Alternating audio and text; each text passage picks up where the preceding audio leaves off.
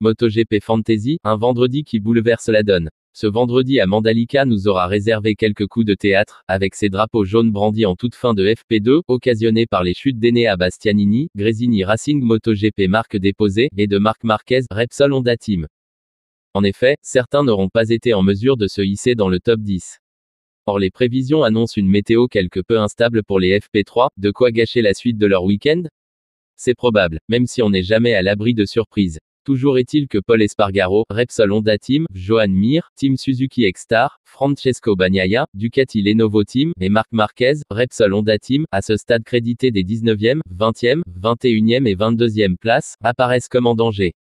Alors peut-être vaudrait-il mieux revoir vos plans pour la MotoGP marque déposée Fantasy. Une pièce sur Yamaha. Certes, il ne s'agit que de la première journée, mais les M1 avaient déjà relativement bien performé lors du test disputé sur cette même piste il y a un mois.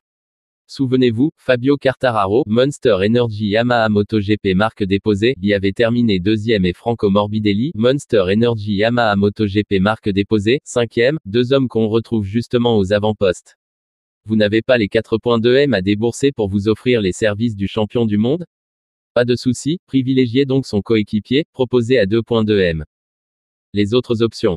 D'autres semblent avoir bien réagi. Regardez plutôt Jorge Martin, Pramac Racing, ou Jack Miller, Ducati Lenovo Team, auteur des 4e et 6e temps, alors qu'ils ne figuraient pas au sein du top 10 lors de leur précédente venue à Lombok. Leur cote est également intéressante dans la mesure où elle ne dépasse pas les 2.6 M et 3.2 monsieur.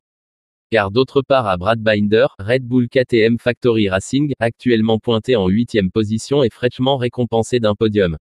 Durant la pré-saison, le Sud-Africain avait fait savoir qu'il s'était beaucoup mieux senti sur ce tracé et qu'il n'avait pas forcément été à la chasse au chrono.